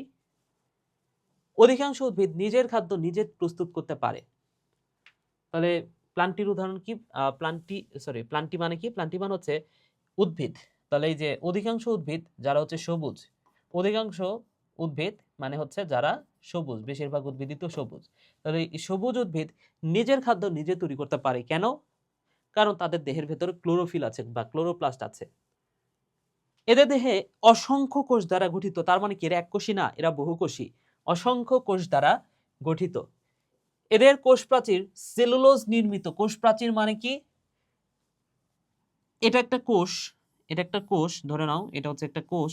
এই কোষের ভেতরে অনেক কিছু থাকে। এর ভেতরে মাইটোকন্ড্রিয়া আছে, নিউক্লিয়াস আছে, এন্ডোপ্লাজমিক রেটিকুলাম আছে, গোলজি বডি আছে, এগুলো অনেক কিছু আছে। এখন উদ্ভিদ কোষে দেখা যায়, উদ্ভিদ কোষ কি অনেক শক্ত না? দেহটা কেমন? প্রাণীর মতো, আমাদের মতো নরম না। উদ্ভিদের দেহটা অনেক শক্ত। কেন? কারণ এই উদ্ভিদ কোষের চারদিকে এইখানে একটা আবরণ আছে। এই উদ্ভিদ কোষের চারদিকে এইখানে একটা আবরণ আছে। এই যে চারদিকে একটা আবরণ, এই আবরণটার নামই হচ্ছে কোষ প্রাচীর, যেটা অনেক অনেক শক্ত হয়। এই কারণে উদ্ভিদ হচ্ছে শক্ত। আশা করি বুঝতে পেরেছো। ঠিক আছে, তাহলে এদের কোষ প্রাচীর কি দ্বারা তৈরি? সেলুলোজ নির্মিত কোষ প্রাচীর। এদের কোষে সুগঠিত নিউক্লিয়াস আছে এবং কোষ গহ্বর। এদের দেহের ভেতরে একটা ফাঁকা জায়গা আছে, যেটাকে বলা হয় কোষ গহ্বর। তাহলে এদের কোষে সুগঠিত নিউক্লিয়াস এবং কোষ গহ্বর বিদ্যমান। উদ্ভিদে সবুজ কণিকা বা ক্লোরোফিল থাকে, তাই এরা খাদ্য প্রস্তুত করতে পারে। উদাহরণ আম, জাম, কাঁঠাল, যত ধরনের গাছ আছে সবগুলা। ওকে, এখন এই যে সুবিশাল যে উদ্ভিদ জগৎ, তাদের বিভিন্ন বৈশিষ্ট্যের উপর ভিত্তি করে আবার নানাভাবে বিভক্ত করা যায়। জর্জ বেনথাম ও হুকার এর প্রাকৃতিক শ্রেণীবিন্যাস অনুযায়ী শ্রেণীবিন্যাস অনুযায়ী উদ্ভিদ জগৎকে কয়টা ভাগে ভাগ করা হয়েছে দেখো। কিছু উদ্ভিদ আছে, তুমি দেখবা যে কিছু উদ্ভিদ আছে যারা ফুল ফল দেয়। তাহলে যারা ফুল ফল দিচ্ছে তাদেরকে আমরা কি বলতে পারি? সপুষ্পক উদ্ভিদ। যারা ফুল ফুল দেয়, ফুল দিলে সেটা হচ্ছে সপুষ্পক উদ্ভিদ। আর যাদের ফুল হয় না, যে সকল গাছের ফুল হয় না, সেগুলো কি? অপুষ্পক উদ্ভিদ। কিছু গাছের ফুল হয় যারা সপুষ্পক, কিছু গাছের ফুল হয় না, তারা হচ্ছে অপুষ্পক উদ্ভিদ। তাহলে এই উদ্ভিদ জগৎকে আমরা অপুষ্পক উদ্ভিদ এবং সপুষ্পক উদ্ভিদ দুইটা ভাগে ভাগ করতে পারি। অপুষ্পক উদ্ভিদ এন্ড সপুষ্পক উদ্ভিদ। অপুষ্পক উদ্ভিদ কি কি ধরনের হতে পারে? কি কি দেয়া আছে দেখো। অপুষ্পক উদ্ভিদ অর্থাৎ ফুল হয় না। অপুষ্পক উদ্ভিদ মানে কি? এখানে ফুল হয় না। তাহলে অপুষ্পক উদ্ভিদ হইতে পারে সমাঙ্গবর্গীয়, মসবর্গীয়, ফার্নবর্গীয়। অপুষ্পক উদ্ভিদ কয় ধরনের ভাইয়া? 3 ধরনের। সমাঙ্গবর্গীয়, মসবর্গীয়, ফার্নবর্গীয়। তাহলে এখানে সমাঙ্গবর্গীয় মানে কি? সমাঙ্গবর্গীয় মানে হচ্ছে এদের দেহে মূল কাণ্ড পাতা থাকে না। দেখো একটা উদ্ভিদের কি থাকে? নরমালি মূল কাণ্ড পাতা থাকে, কিন্তু সমাঙ্গবর্গীয় যে উদ্ভিদ তাদের মূল কাণ্ড পাতা থাকে না। এদের মূল কাণ্ড পাতা থাকে না। এই কথাটা ভাইয়া মাথায় রাখো। তাহলে মূল কাণ্ড পাতা থাকে না কাদের? আসলে তুমি পুকুরে যদি তাকাও, সেখানে আছে শৈবাল এবং ছত্রাক। সমাঙ্গবর্গীয় হচ্ছে ছত্রাক, শৈবাল এবং ছত্রাক।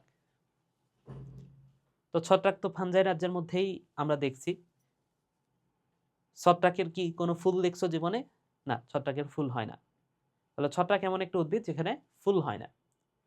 শৈবাল কোথায় দেখছো? পুকুরে। পুকুর একদম সবুজ হয়ে থাকে না পুকুরের পানি?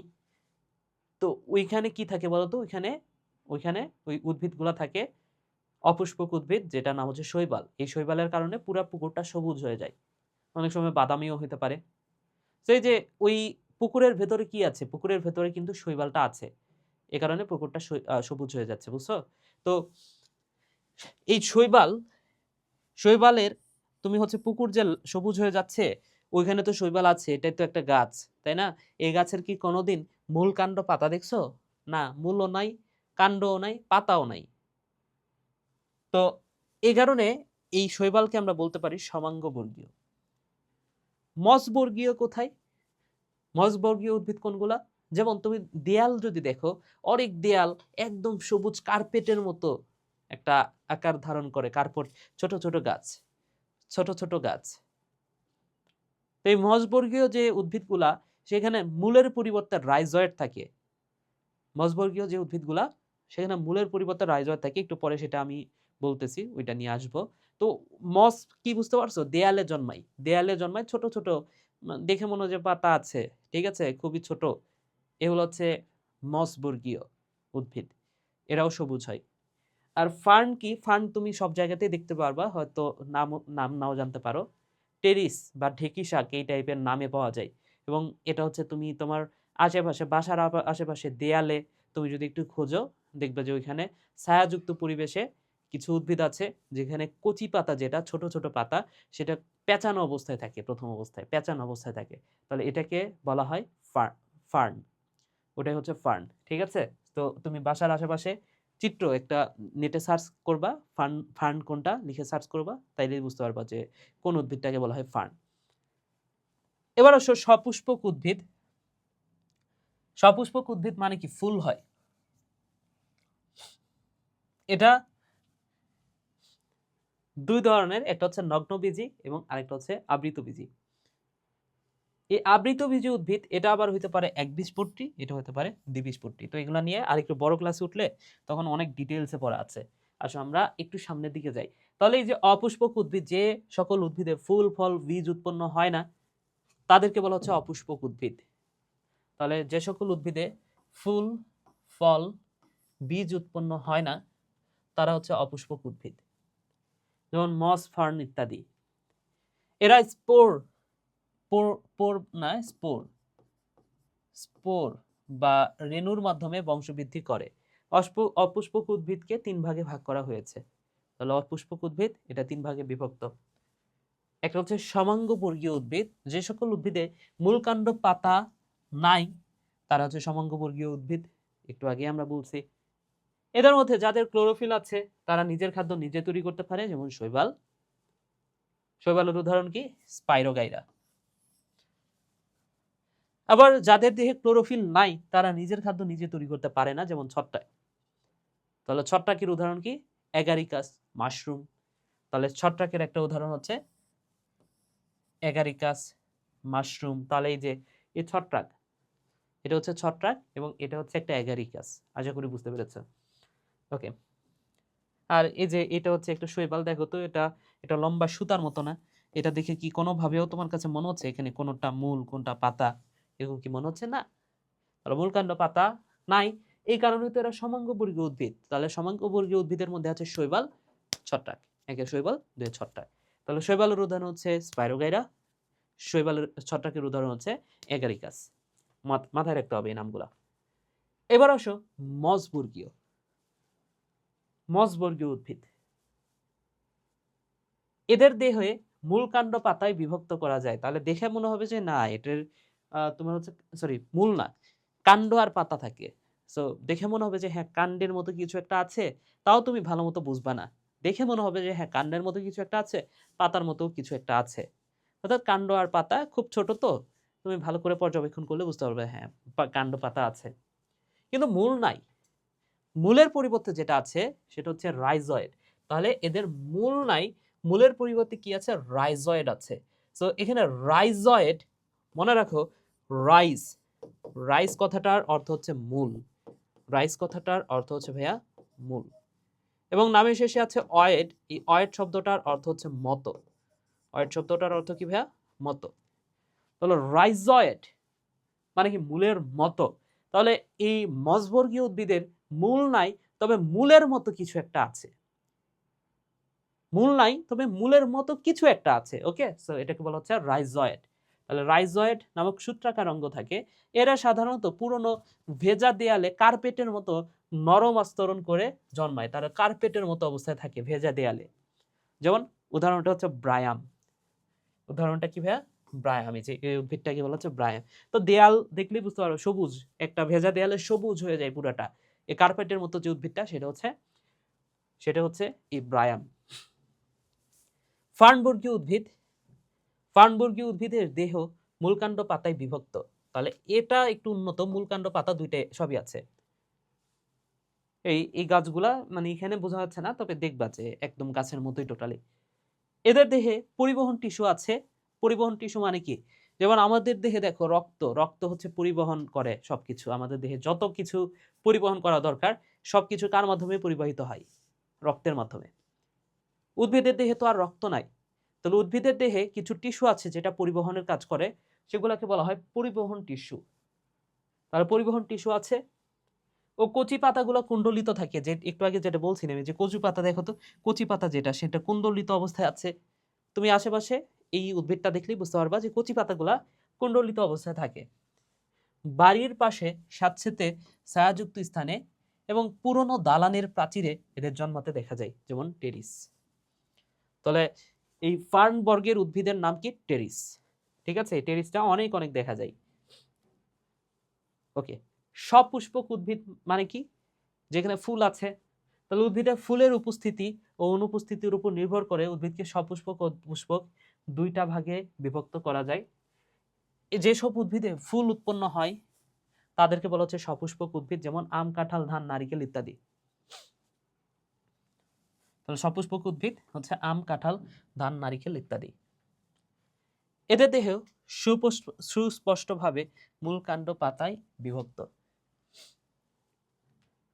ঠিক আছে, তাহলে আম, জাম, কাঁঠাল এই উদ্ভিদগুলা তো মূল কাণ্ড পাতা আছে, আমরা খুব ভালো মতো জানি এটা। ফুলের মাধ্যমে পরাগায়ন প্রক্রিয়ায় এরা বংশ বিস্তার করে। তাহলে ওরা কিভাবে বংশ বিস্তার করত? এর আগে অপুষ্পক উদ্ভিদগুলা স্পোরের মাধ্যমে। কিন্তু এইখানে যেহেতু ফুল আছে এই উদ্ভিদগুলাতে, তার মানে কি এরা ফুলের মাধ্যমে পরাগায়ন প্রক্রিয়ায় এরা বংশ বিস্তার করবে। এবং পরাগায়নের ফলে এখানে বীজ তৈরি হবে।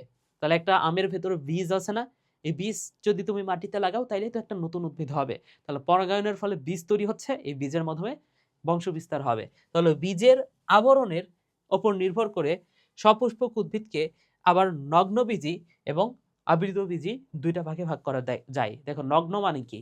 নগ্ন মানে হচ্ছে যেখানে কোনো আবরণ নাই, আর আবৃত মানে হচ্ছে কোনো কিছু দ্বারা আবৃত অবস্থা আছে, ঢেকে দেওয়া আছে, সেটা হচ্ছে আবৃত। যেমন তুমি হচ্ছে আমার ফোন যদি দেখো, যে এখানে আমার ফোন, এটা আমার ফোন, এই ফোনে কোনো ধরনের কাভার নাই, তার মানে কি আমার ফোনটা নগ্ন অবস্থায় আছে। কিন্তু আমি যদি কাভার পরায় দিই, সেটা কি আবৃত অবস্থায় আছে। যেমন একটা বীজের কথা কল্পনা করো, আম গাছ, আমের বীজ। তা আমের বীজ, আম যে ফলটা, ফলের ভেতরে না বীজটা থাকে, এই বীজের উপরে কি একটা ফলের রসালো অংশ থাকে না, যেটা আমরা খাই। তাহলে এই আমের সেই রসালো অংশটা থাকে। কিন্তু কিছু উদ্ভিদ আছে, যে সকল উদ্ভিদের এই বীজের উপরে এই রসালো মানে ফল যে অংশটা, ফলটা থাকে না। বুঝতে পারছো? তার মানে কি? সেটা হচ্ছে শুধু বীজ থাকে, নগ্ন, ফলটা নাই, বীজ আছে, তার মানে কি? নগ্ন। এ হচ্ছে বিষয়, ঠিক আছে? তাহলে বীজের আবরণের উপর নির্ভর করে সপুষ্পক উদ্ভিদকে আবার নগ্নবীজি, আবৃতবীজি দুটি ভাগে ভাগ করা যায়। নগ্নবীজি উদ্ভিদের ফুলে গর্ভাশয় থাকে না। তাহলে নগ্নবীজি উদ্ভিদের যে ফুলটা, এই ফুলটাই গর্ভাশয় থাকে না। মনে রাখো এই গর্ভাশয়টা ফল হয়। মনে রাখো গর্ভাশয় এটা হচ্ছে ফল হয়। তাহলে নগ্নবীজি উদ্ভিদে যেহেতু ফল হচ্ছে না, তার মানে কি? গর্ভাশয়টাই নাই। গর্ভাশয় নাই বলে তো ফল হচ্ছে না নগ্নবীজি উদ্ভিদে, তাই না? তাহলে গর্ভাশয় থাকে না বলে ফল উৎপন্ন হয় না। তাই বীজ নগ্ন অবস্থায় থাকে। যেমন সাইকাস পাইনাস, এই গাছগুলো, এগুলো নর্মালি তুমি তোমার বাসার আশেপাশে দেখো না, তাই চেনো না, ঠিক আছে? সো সাইকাস পাইনাস এগুলো হচ্ছে নগ্নবীজি উদ্ভিদ। আর আবৃতবীজি উদ্ভিদের ফুলে গর্ভাশয় থাকায় ফল উৎপন্ন হয় এবং বীজ আবৃত থাকে, যেমন আম, জাম, সুপারি। এই উদ্ভিদগুলো তোমরা বাসার আশেপাশে দেখা যায়, তো খুব সহজে চোখে পড়ে। এই কারণে তোমার কাছে মনে হয় যে হ্যাঁ, শুধু বীজের উপরে তো এই আবরণটা থাকবে, ফল তো তৈরি হবে, সব গাছে তো ফল তৈরি হয়, এরকম মনে হচ্ছে না? কিন্তু সব গাছে ফল তৈরি হয় না। কোন কোন গাছ আছে যেমন সাইকাস পাইনাস, এখানে শুধু বীজটা তৈরি হয়, ফল নাই। বুঝছো? ওকে, এবার আসো রাজ্য 5। 5-এর নাম হচ্ছে প্রাণী জগৎ বা অ্যানিমেলিয়া। অ্যানিমাল মানেই তো প্রাণী, তাই না? তাহলে ভাইয়া দেখো 5 নম্বর যে রাজ্যটা, সেটা হচ্ছে অ্যানিমেলিয়া। তাহলে অ্যানিমাল মানেই তো প্রাণী। এই সকল জীবের কোষে সেলুলোজ নির্মিত কোষ প্রাচীর থাকে না। কেন সেলুলোজ নির্মিত কোষ প্রাচীর থাকে না? কারণ কোষ প্রাচীর এটা উদ্ভিদ কোষের বৈশিষ্ট্য। তাহলে আমরা তো আর উদ্ভিদ না, তাই না? তাহলে আমরা যেহেতু উদ্ভিদ না, আমাদের এই কোষ প্রাচীরটা থাকবে না, সিম্পল। তাহলে এই সেলুলোজ নির্মিত কোষ প্রাচীর এটা কার থাকে বলতো? উদ্ভিদের থাকে। উদ্ভিদের থাকে, অনলি উদ্ভিদের থাকে। সাধারণত এই কোষগুলোতে প্লাস্টিডও থাকে না। তাহলে এই প্লাস্টিড যে থাকে না, তাহলে এই প্লাস্টিডটা থাকে কোথায়? উদ্ভিদের থাকে। উদ্ভিদ সবুজ হয় প্লাস্টিড থাকার কারণে। তাই খাদ্যের জন্য এরা উদ্ভিদের উপর নির্ভরশীল। উদ্ভিদের ওপর প্রত্যক্ষ বা পরোক্ষভাবে নির্ভরশীল। কেন নির্ভরশীল? কারণ এই যে প্লাস্টিড যে জীবে থাকবে, এই প্লাস্টিডের কারণে সেই জীবটা খাদ্য তৈরি করতে পারে। আর খাদ্য তৈরি করতে পারে যে জীব, সেটা হচ্ছে উদ্ভিদ। তাহলে উদ্ভিদে প্লাস্টিড থাকে, সে নিজের খাদ্য নিজে তৈরি করতে পারে, কিন্তু আমাদের তো প্লাস্টিড নাই। তাহলে আমরা নিজের খাদ্য নিজে তৈরি করতে পারবো না। সূর্যের আলোর উপস্থিতিতে আমাদের দেহে কোনো খাদ্য তৈরি হয় না। তার মানে কি? আমরা প্রত্যক্ষ বা পরোক্ষভাবে কোনো না কোনোভাবে উদ্ভিদের উপর নির্ভরশীল।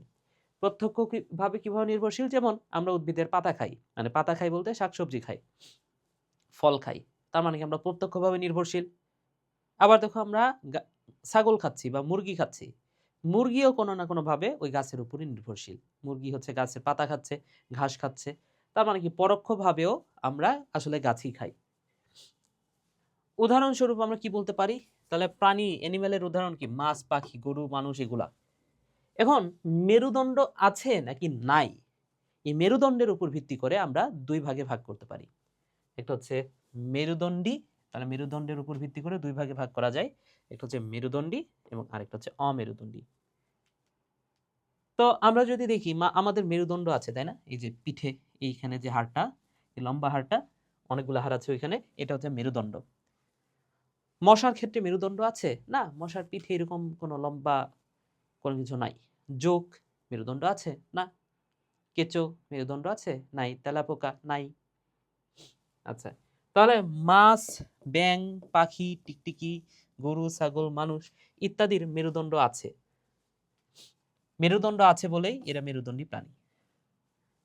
কিন্তু মশা, মাছি, প্রজাপতি, চিংড়ি, কাঁকড়া, কেঁচো এরা হচ্ছে অমেরুদণ্ডী প্রাণী, অর্থাৎ এদের মেরুদণ্ড নাই। সিম্পল।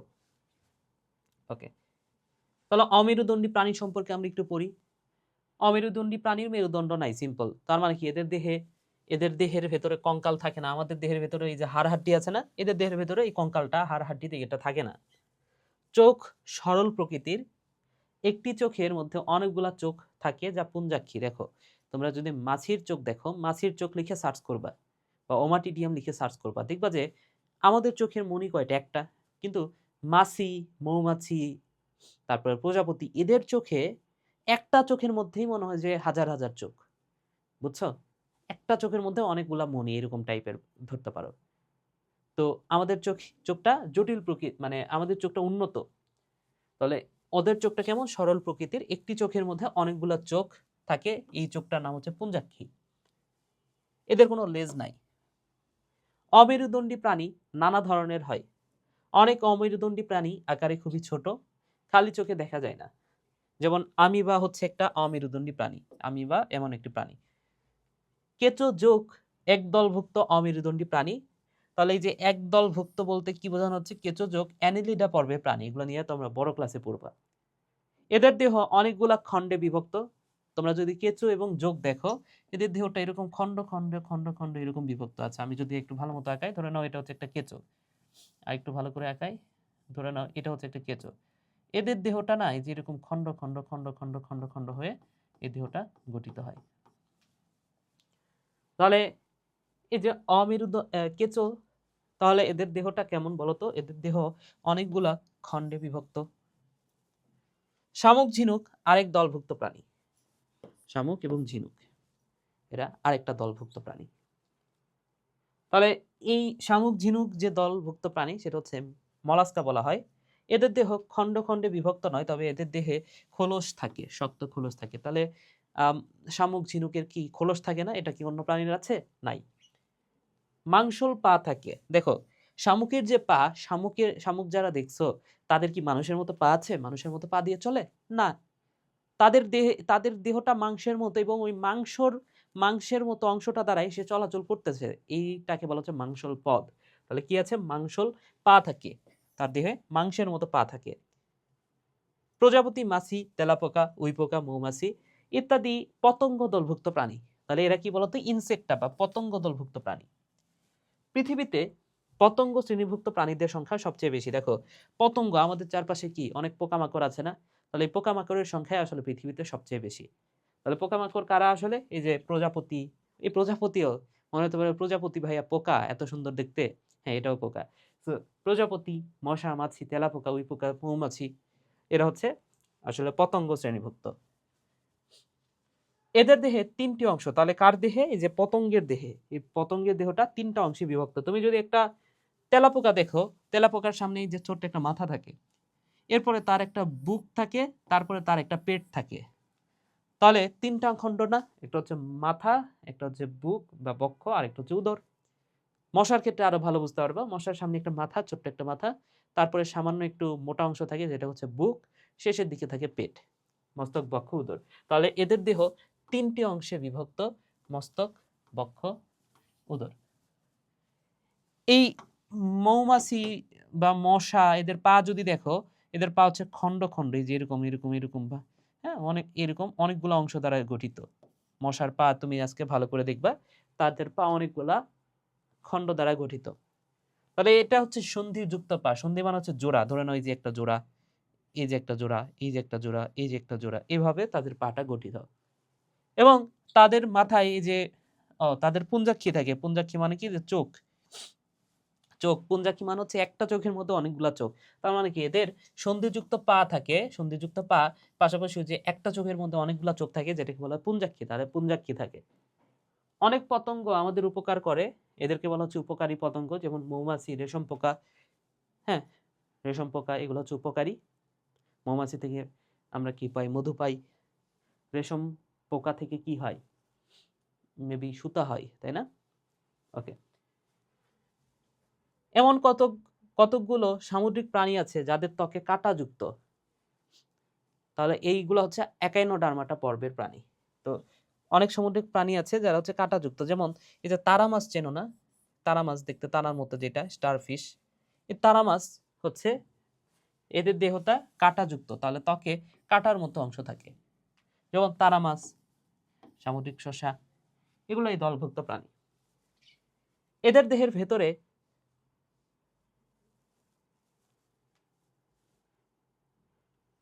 আচ্ছা আম এদের দেহের ভেতরে একটা ফাফা গহ্বর বা সিলেন্টরন থাকে। এটা তো নিডারিয়া পর্বের কথা বলতেছে। ওকে, বই থেকে একটু দেখে নিও তো এটা কিসের কথা? এখানে মনে হয় কোনো একটা লাইন বাদ পড়ছে। এটা হচ্ছে নিডারিয়া পর্ব।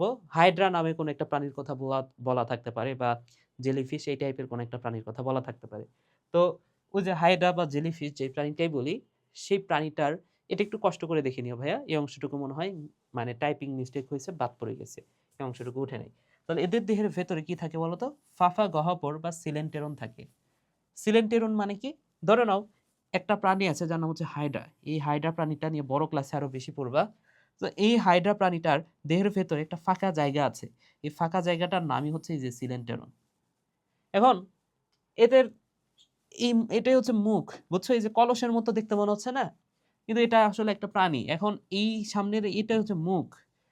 তাহলে আমাদের কি আছে? মুখ দিয়ে আমরা খাবার খাচ্ছি, আবার আমাদের নিচ দিয়ে খাবারটা বের হয়ে যাচ্ছে, যেটা মানে যেই খাদ্যটা আমাদের দেহ হজম করতে পারে না সেটা কি? সেই খাদ্যটা আবার বের হয়ে যাচ্ছে। কিন্তু এটা এমন একটা প্রাণী, সে এই দেহে একটাই মাত্র ছিদ্র থাকার কারণে, তাহলে এদের দেহে কি থাকে? একটাই মাত্র ছিদ্রপথ থাকে এবং এই ছিদ্রপথে এরা খাদ্য গ্রহণ করে। তাহলে এই দিক দিয়ে খাবার খায়, আবার যেটা বর্জ্য পদার্থ এই দিক দিয়ে বের করে দেয়। এই হচ্ছে বিষয়, ঠিক আছে? তাহলে এই যে দিক দিয়ে খাবার খাচ্ছে সেদিক দিয়ে আবার বর্জ্য পদার্থ বের করতেছে। এই কথাটা ভাইয়া মাথায় রাখতে হবে। মেরুদণ্ডী প্রাণী, তাহলে এতক্ষণ ধরে অমেরুদণ্ডী প্রাণী বললাম, এবার হচ্ছে মেরুদণ্ডী প্রাণী। এদের মেরুদণ্ড আছে, দেহের ভেতরে কঙ্কাল থাকে, হ্যাঁ এদের কঙ্কাল আছে। পাখনা বা দুই জোড়া পা থাকে, তাহলে আমাদের যেমন দুই জোড়া পা, হাত আর পা, এটা হচ্ছে দুই জোড়া পদ বলা যায়। তাহলে পাখনা অথবা দুই জোড়া পা থাকে। চোখ সরল প্রকৃতির। মানুষ ছাড়া সকল মেরুদণ্ডী প্রাণীর লেজ থাকে। মানুষ ছাড়া সকল মেরুদণ্ডী প্রাণীর কি থাকে? লেজ থাকে। এরা ফুলকা বা ফুসফুসের সাহায্যে শ্বাসকার্য চালায়। তাহলে আমাদের কি আছে? ফুসফুস আছে, মাছের আছে ফুলকা, ঠিক আছে? তাহলে মাছও কিন্তু মেরুদণ্ডী। তাহলে সকল মাছ মৎস্য শ্রেণীভুক্ত প্রাণী, সকল মাছ মৎস্য শ্রেণীভুক্ত প্রাণী। এরা পানিতে বাস করে, মাছেরা পানিতে বাস করে। বেশিরভাগ মাছের গায়ে আইস থাকে। যেমন আমরা যে মাছগুলা খাই নরমালি, সেই মাছগুলাতে কিন্তু আইস থাকে। রুই, রুই, ইলিশ, কই এগুলাতে আইস থাকে। আবার কতগুলাতে আইস থাকে না, যেমন মাগুর মাছ দেখছো যারা, আইস কিন্তু নাই। শিং মাছ আইস নাই, টেংরা মাছ, বোয়াল মাছ এগুলোতে আইস থাকে না। মাছ ফুলকার সাহায্যে শ্বাসকার্য চালায়। এদের পাখনা আছে, পাখনার সাহায্যে সাঁতার কাটে। তাহলে মাছের তো ফুসফুস নাই, এদের কি আছে? ফুলকা, ফুলকার সাহায্যে শ্বাসকার্য চালায়। আমরা যে শ্বাস নিচ্ছি না,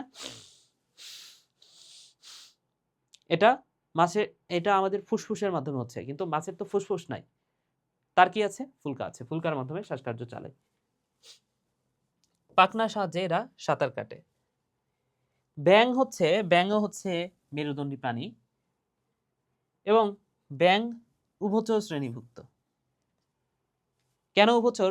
কারণ এরা জীবনের কিছু সময় পানিতে থাকে, কিছু সময় স্থলে থাকে, এ কারণে এরা হচ্ছে উভচর। এদের জীবনে কিছু সময় এরা ডাঙায় কাটায়, কিছু সময় পানিতে বাস করে। এদের ত্বকে লোম, আইস, পালক কিছুই থাকে না। হ্যাঁ, লোম, আইস, পালক এগুলো কিছুই থাকে না। দুই জোড়া পা থাকে, তাহলে ব্যাঙের সামনে পা থাকে, পেছনে পা থাকে, তাহলে দুই জোড়া পা। পায়ের আঙ্গুলে কোনো নখ থাকে না। তাহলে আমাদের আঙ্গুল আছে, পা, হাতে, এটাও ধরে নাও যে পা। তো এখানে কি আছে? আঙ্গুল আছে, আঙ্গুলে নখ আছে, কিন্তু ব্যাঙের পায়ের আঙ্গুলে কোনো নখ থাকে না। ব্যাঙাচি অবস্থায়, তাহলে ব্যাঙাচি অবস্থায় এরা ফুলকা এবং পরিণত অবস্থায় ফুসফুসের সাহায্যে শ্বাসকার্য চালায়। তাহলে ব্যাঙাচি মানে কি? ব্যাঙাচি মানে হচ্ছে ব্যাঙের বাচ্চা। ব্যাঙাচি মানে কি ভাইয়া? ব্যাঙাচি মানে হচ্ছে ব্যাঙের বাচ্চা। এখন ব্যাঙের বাচ্চা তুমি যদি দেখো সেটা দেখতে মাছের মতো, ছোট ছোট মাছের মতো।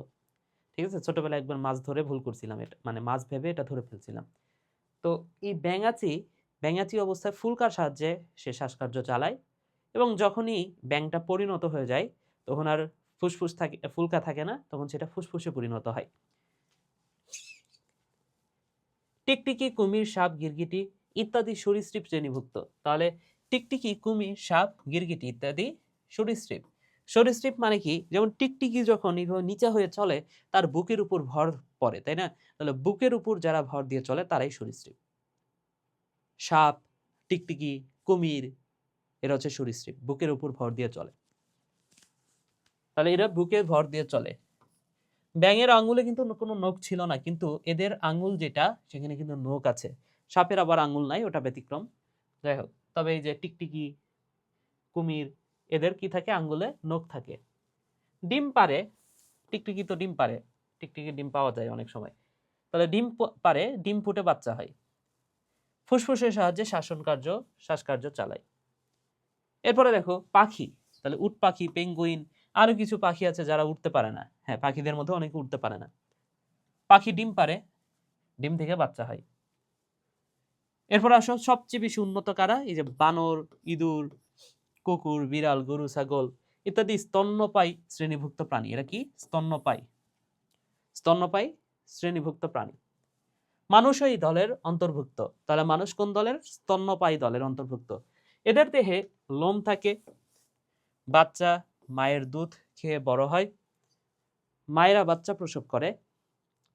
স্তন্যপায়ী প্রাণী মাছ, ব্যাঙ, সাপ, পাখি ইত্যাদি থেকে বুদ্ধিমান। তারা মায়ের দুধ খেয়ে বড় হচ্ছে এবং বাচ্চা প্রসব করতেছে, ডিম পারতেছে না, বাচ্চা প্রসব করে, এবং অন্যান্য প্রাণী থেকে এই প্রাণীগুলো বুদ্ধিমান। এদের মস্তিষ্ক এবং দেহের গঠন বেশ উন্নত। তাহলে এই গ্রুপেই যেহেতু মানুষ আছে, এই শ্রেণীর মধ্যে যেহেতু মানুষ আছে, আমরাই সবচেয়ে বেশি উন্নত, তাই না? তাহলে স্তন্যপায়ী প্রাণীরা অন্যদের চেয়ে বেশি উন্নত। এবার আমরা অধ্যায়টা শেষ করলাম। এবার আমরা বেশ কিছু এমসিকিউ এন্ড কয়েকটি সিকিউ সলভ করব। একটি জীবের পরিবেশের সাথে খাপ খাইয়ে নেওয়ার প্রক্রিয়াটা হচ্ছে অভিযোজন। ঠিক আছে, এই ক্ষমতাটা হচ্ছে অভিযোজন। নিচের কোনটি জীবের বৈশিষ্ট্য? নিচের কোনটা জীবের বৈশিষ্ট্য? জীব নাড়াচাড়া করতে পারে না? না, জীব তো নাড়াচাড়া করতে পারে। এদের প্রজনন হয় না? না, জীব প্রজননের মাধ্যমে বংশ বিস্তার করে। এদের কোনো অনুভূতি নাই? দেখো, আমাকে চিমটি দিলা লাগে, তার মানে কি আমার অনুভূতি আছে। তাহলে সঠিক অ্যান্সার কোনটা? আমরা খাদ্য গ্রহণ করতে পারি, এটাই সঠিক, তাই না? এটা হচ্ছে জীবের বৈশিষ্ট্য। নিচের কোনটি চলন ব্যতিক্রম ধর্মী? ঘোড়া, মাছ, গরু, ছাগল এই টাইপের প্রশ্ন দিলে তোমরা অনেকে হয়তোবা প্রশ্নটা ধরতে পারো না, কিন্তু এটা অনেক ইজি। দেখো, ঘোড়া পায়ের মাধ্যমে চলে, গরুও পায়ের মাধ্যমে চলে, ছাগলও পায়ের মাধ্যমে চলে। তাহলে ব্যতিক্রম কোনটা? মাছ পাখনার মাধ্যমে চলে, এ কারণে মাছ হচ্ছে ব্যতিক্রম। জীবজগতের শ্রেণীকরণের সর্বানুরূপ পদ্ধতি এটি আবিষ্কৃত হয় কত সালে? ওই যে 1978 সালে, মার্গিউলিস। রাইজোবিয়াম কোন রাজ্যের জীব? তো এটা মনে হয় ওইখানে পড়ার মধ্যে ছিল না, তবে মনে রাখো রাইজোবিয়াম এটা সুমের মূলে থাকে, এবং রাইজোবিয়াম এটা হচ্ছে একটা ব্যাকটেরিয়ার নাম। রাইজোবিয়াম কি ভাইয়া? এটা হচ্ছে এক ধরনের ব্যাকটেরিয়ার নাম, এটা হচ্ছে একটা ব্যাকটেরিয়া। তাহলে এই ব্যাকটেরিয়াটা কোন রাজ্যের অন্তর্গত? আমরা জানি যে ব্যাকটেরিয়া এটা হচ্ছে মনেরা রাজ্যের অন্তর্গত। তাহলে অ্যান্সারটা হচ্ছে মনেরা। অপুষ্পক উদ্ভিদের মধ্যে সবচেয়ে উন্নত কোনটা? সর্বোন্নত, সবচেয়ে উন্নত কোনটা? তাহলে সবচেয়ে অনুন্নত কোনটা? এটা যদি বলতো সবচেয়ে অনুন্নত হচ্ছে শৈবাল, তারপরে ছত্রাক, তারপরে মস, তারপরে ফার্ন। তাহলে সবচেয়ে উন্নত কে? ফার্ন। এখন এখানে ফার্নের উদাহরণ কোনটা? ফার্নের উদাহরণ হচ্ছে ঢেঁকি শাক। হ্যাঁ, ঢেঁকি শাক, অথবা এখানে যদি বলতো টেরিস, টেরিস সেটাও উন্নত। টেরিস, ঢেঁকি শাক এগুলা। ওকে, কোনটি শৈবাল শ্রেণীর উদ্ভিদ? শৈবাল শ্রেণীর উদ্ভিদ হচ্ছে ব্যাঙের ছাতা, না ক্লোরেলা, ঢেঁকি শাক, মস। ক্লোরেলা হবে। হ্যাঁ, শৈবাল হচ্ছে ক্লোরেলা। মস তো হচ্ছে মস এটা হচ্ছে যে মসবর্গীয় যে উদ্ভিদ, হ্যাঁ, যেমন ওইখানে একটা কি পড়লাম, ব্রায়াম বা এই টাইপের একটা উদ্ভিদের নাম পড়ছি না, ওইটা। তো এটার অ্যান্সারটা হচ্ছে ক্লোরেলা। ক্লোরেলা হচ্ছে একটা শৈবাল। ঠিক আছে, কোনটা শৈবাল শ্রেণীর উদ্ভিদ, এটা হচ্ছে ক্লোরেলা। এরপরে ক্লোরোফিল কি? ক্লোরোফিল হচ্ছে সবুজ কণা, সবুজ কণা যেটা উদ্ভিদের সালোক সংশ্লেষণে কাজ করে। কোন উদ্ভিদের ডিম্বক নগ্ন থাকে? সো ডিম্বক নগ্ন থাকে কোন উদ্ভিদে? এটা হচ্ছে নগ্নবীজী উদ্ভিদ। নগ্ন, নামের মধ্যে আছে নগ্ন, তাহলে এটা হচ্ছে নগ্নবীজী উদ্ভিদ। যেমন সাইকাস, পাইনাস, এই উদ্ভিদগুলা। নিষেকের পর ডিম্বক কিসে পরিণত হয়? বীজে পরিণত হয়। নিচের কোনটি উপকারী পতঙ্গ? যেমন রেশম পোকা, মৌমাছি, এরা হচ্ছে উপকারী, একটু আগে পড়ছি আমরা। সরীসৃপ প্রাণীর উদাহরণ কোনটা? সরীসৃপ মানে বুকের উপর ভর দিয়ে চলবে, তো ইলিশ, তিমি এগুলো তো মাছ। তিমি আবার স্তন্যপায়ী, এটা আবার মাথায় রাখো, এটা কিন্তু মাছ না, তিমি মাছ না, ইলিশ মাছ। তাহলে 1 আর 3 এরা হচ্ছে সরীসৃপ। অপুষ্পক উদ্ভিদে ফুল হয় না, ভালো কথা, ঠিক আছে, 1 নম্বরটা ঠিক আছে। স্পোর বা রেণুর মাধ্যমে বংশ বিস্তার করে, এটাও ঠিক আছে। 3 প্রকার রেণু গঠিত না, 1 আর 2, 3 প্রকারের রেণু গঠিত হয় না। মস, মস উদ্ভিদ, এখানে কি?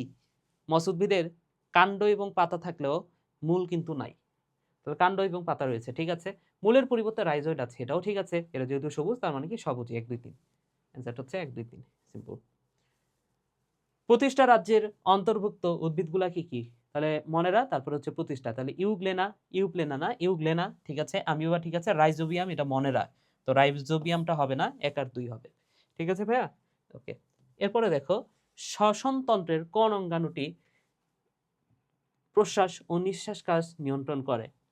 সো আমাদের দেহে শ্বাস নিচ্ছি, শ্বাস ত্যাগ করতেছি, শ্বাস নেওয়া হচ্ছে প্রশ্বাস, শ্বাস ত্যাগ করা হচ্ছে নিঃশ্বাস, এটা নিয়ন্ত্রণ করে হচ্ছে ফুসফুস। কোনটিতে কোষ গহ্বর থাকে? আমরা জানি উদ্ভিদ কোষের কোষ গহ্বর থাকে, উদ্ভিদ কোষে কোষ গহ্বর থাকে, প্রাণী কোষে থাকলেও সেটা ছোট। কোনটি সামুদ্রিক জীবের মধ্যে কাঁটা থাকে? সামুদ্রিক জীবের মধ্যে কোনটার কাঁটা থাকে? এখাইনোডার্মাটা পর্ব, অর্থাৎ সমুদ্র শসা, স্টারফিশ, তারা মাছ, এগুলাতে থাকে কাঁটা। কোনটিতে কোষ প্রাচীর দেখা যায়? কোষ প্রাচীর দেখা যায় হচ্ছে উদ্ভিদে, তাহলে এর মধ্যে উদ্ভিদ কোনটা? পেঁয়াজ হচ্ছে উদ্ভিদ, তাহলে এখানে কোষ প্রাচীর আছে। এবার আসো আমরা 2টা সৃজনশীল সলভ করে আজকের ক্লাসটা শেষ করব। তাহলে কি বলা আছে? অপুষ্পক উদ্ভিদ কাকে বলে? যেখানে ফুল হয় না। অপুষ্পক উদ্ভিদ মানে কি? ফুল হয় না। প্রজাপতি পতঙ্গ শ্রেণীভুক্ত কেন? কারণ পতঙ্গ শ্রেণীভুক্ত, এদের দেহ 3টি খণ্ড, দেহ 3টি খণ্ডে বিভক্ত, এগুলো পড়ছি একটু আগে। 3টি খণ্ড কি কি? মস্তক, মস্তক, বক্ষ, উদর, উদর, এই 3টা খণ্ড, তাই না? তাহলে এই কারণে এটা হচ্ছে পতঙ্গ। আরো কিছু বৈশিষ্ট্য আছে, যেমন পতঙ্গের কি থাকে? পতঙ্গের সন্ধিযুক্ত পা থাকে, একটু আগে পড়ছি, সন্ধিযুক্ত পা, সন্ধিযুক্ত পা। এছাড়া কি থাকে? পুঞ্জাক্ষী থাকে। তাহলে প্রজাপতির যেহেতু এই জিনিসগুলো থাকে, পুঞ্জাক্ষী, প্রজাপতির যেহেতু এই জিনিসগুলো থাকে, এই কারণে প্রজাপতি এটা হচ্ছে পতঙ্গ শ্রেণীভুক্ত। ক চিত্রের উদ্ভিদটির বৈশিষ্ট্য, তার ক কি? এটা হচ্ছে মস, ব্রায়াম, মস। তাহলে মসের বৈশিষ্ট্য কি? পড়ছি না, সবই তো পড়ছি, একটু আগে তো বইয়ের মধ্যে, মানে এই পড়ার মধ্যে ছিল। বৈশিষ্ট্যগুলো লিখে দিবা, যেমন এর মূলের পরিবর্তে রাইজয়েড আছে, কাণ্ড পাতা থাকে, সবুজ, তাই সবুজই খাদ্য তৈরি করতে পারে, এগুলো বৈশিষ্ট্য। আচ্ছা, খ চিত্রের উদ্ভিদ থেকে ক চিত্রের উদ্ভিদটি আলাদা। তাহলে এখানে খটা ক থেকে আলাদা, ঠিকই আছে, কারণ এখানে মূলের পরিবর্তে রাইজয়েড থাকে, এখানে মূলই থাকে। এটাকে মূলকাণ্ড, মূলে ভাগ করা যাচ্ছে না, ওটাকে মূলে ভাগ করা যাচ্ছে, ঠিক আছে। এরপরে আমরা বলতে পারি যে এটা কোথায় থাকে? দেয়ালে, ভেজা দেয়ালের গায়ে কার্পেটের মতো থাকে। আর ওটা কি? যেখানে হচ্ছে আলো একটু কম থাকে, অর্থাৎ ছায়াযুক্ত স্থানে ওটা জন্মে, এটা হচ্ছে ব্রায়াম, ওইটা হচ্ছে টেরিস। আর কি বলা যায়? ওটা হচ্ছে কচি পাতা কুণ্ডলিত অবস্থা থাকে, এটা কচি পাতা কুণ্ডলিত অবস্থা থাকে না। এই যে কয়েকটা বৈশিষ্ট্য হয়ে গেল, ঠিক আছে। তাহলে এই কারণে আমরা বলতে পারি খ ওটা ক চিত্র থেকে আলাদা। এবার আসল শেষ প্রশ্ন, মাশরুম কি? মাশরুম হচ্ছে এক ধরনের ছত্রাক। অ্যানিমিলিয়া রাজ্যের দুটি বৈশিষ্ট্য লিখতে বলছে। সো অ্যানিমেলিয়া রাজ্য, আমরা আমাদের দেহে ক্লোরোফিল নাই, এই কারণে আমরা স্বভোজী নই, আমরা পরভোজী। এবং আরেকটা বৈশিষ্ট্য কি হইতে পারে অ্যানিমেলিয়া রাজ্যের প্রাণীদের? আরেকটা বৈশিষ্ট্য কি হইতে পারে? যেমন মেরুদণ্ডী আর অমেরুদণ্ডী দুই ভাগে ভাগ করা যায়, এটা একটা বৈশিষ্ট্য বলতে পারি। ভালো কথা। ওকে, গ নাম্বার কি বলেছে? উদ্দীপকে ক গ্রুপের প্রাণীগুলো কন্দলভুক্ত। তাহলে মানুষ, গরু, ছাগল, পাখি, ব্যাং। তাহলে এরা হচ্ছে মেরুদণ্ডী। এদের মধ্যে উভচর প্রাণীটির বৈশিষ্ট্য লিখো। তাহলে মেরুদণ্ডী এটা আমরা পেয়ে গেলাম। এখন উভচর কোনটা? উভচর হচ্ছে ব্যাং, এটা হচ্ছে উভচর। তাহলে উভচরের বৈশিষ্ট্য একটু আগে তো আমরা পড়ছি। উভচরের বৈশিষ্ট্যকে এরা জীবনের কিছু সময় স্থলে কাটায়, কিছু সময় ডাঙায় কাটায়। ব্যাঙাচি অবস্থায় এরা ফুলকার মাধ্যমে শ্বাসকার্য চালায়, যখন পরিণত হয় তখন ফুসফুস হয় এদের। এদের পা যেটা, 2 জোড়া পা থাকে, 2 জোড়া পা আছে ভালো কথা, কিন্তু পায়ের যে আঙ্গুলে কোনো নখ নাই। এই যে বৈশিষ্ট্য শেষ। এরপরে দেখো উদ্দীপকে খ গ্রুপের প্রাণীগুলা কন্দলভুক্ত। তাহলে খ গ্রুপের প্রাণীগুলা জোক, কেঁচো, মশা, মাছি, প্রজাপতি। খ গ্রুপের প্রাণীগুলা কন্দলভুক্ত, এদের অর্থনৈতিক গুরুত্ব বিশ্লেষণ করতে বলছে। তাহলে এখানে জোক, কেঁচো এদেরকে আমরা বলতে পারি যে কেঁচো, এটাকে বলা হয় প্রাকৃতিক লাঙ্গল। হ্যাঁ, অর্থনৈতিক গুরুত্ব যেহেতু বলছে, এখানে কিছু হচ্ছে কি বলা যায়, এদের কিছু গুরুত্ব আমাদের বিশ্লেষণ করতে হবে। ঠিক আছে, যেমন কেঁচো, এটা হচ্ছে কোন একটা মাটিকে উর্বর করে, তার মানে কি এটা হচ্ছে প্রকৃতির লাঙ্গল বলা যেতে পারে। এরা কোন দলভুক্ত বলতো? যোগ, কেঁচো, একটু আগে বলছি অ্যানেলিডা। তো অ্যানেলিডা এটা তো তোমাদের বই উল্লেখ করা নাই। তাহলে এই যোগ, কেঁচোর বৈশিষ্ট্যগুলা কি? বৈশিষ্ট্যগুলা তুমি উল্লেখ করতে পারো। মশা, মাছি, প্রজাপতি এরা হচ্ছে পতঙ্গ শ্রেণীভুক্ত। তাহলে পতঙ্গের অর্থনৈতিক গুরুত্ব কি? কিছু পতঙ্গ আছে যেগুলো আমাদের উপকার করে, যেমন রেশম পোকা, মৌমাছি। এই পতঙ্গগুলো আমাদের কি করে?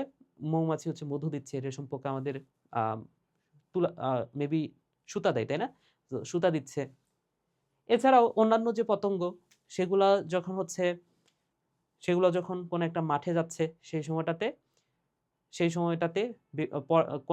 পরাগায়ন ঘটায়। হ্যাঁ, ফুল থেকে ফুলে যখন এই পতঙ্গগুলো উড়ে বেড়ায়, সেই সময় পরাগায়ন ঘটে। সো পরাগায়ন এই অধ্যায়ে আলোচনা নাই, এটা অন্য একটা অধ্যায়ে, তখন তোমরা ভালো করে শিখবা। সো পতঙ্গ যখন একটা ফুল থেকে অন্য ফুলে উড়ে যায়, তখন সেটা হচ্ছে পরাগায়ন ঘটায়। এছাড়াও কিছু পতঙ্গ আছে যেগুলো আবার অপকারও করে মানুষের। ঠিক আছে, যেমন এই যে মশা আমাদের দেহে বিভিন্ন রকম রোগ সৃষ্টি করে। ঠিক আছে, এছাড়াও কিছু পতঙ্গ আছে যে পতঙ্গগুলা ফসলি জমির ক্ষতি করে। তাহলে এই যে বিষয়গুলা, কিছু উপকার কিছু অপকার, এই জিনিসগুলা তোমার এই জায়গাটাতে উল্লেখ করতে হবে। এবং এই খ গ্রুপের যে প্রাণীগুলা, এখানে এই দুটো হচ্ছে এক গ্রুপের প্রাণী, ওই দুটো আলাদা গ্রুপের প্রাণী, এই বৈশিষ্ট্য কিছু উল্লেখ করতে হবে। ঠিক আছে ভাইয়া? ওকে, তাহলে আশা করি বুঝতে পেরেছো। আজকের ক্লাসটা এই পর্যন্ত ছিল। সম্পূর্ণ টপিক আশা করি ভালো মতো বুঝতে পেরেছো। না বুঝে থাকলে অবশ্যই আমার সাথে যোগাযোগ করবা, আমাকে বলবা যে কোন অংশটা বোঝো নাই। তো ভিডিওটা এখানে শেষ করছি। সবাই ভালো থাকো, সুস্থ থাকো, টাটা।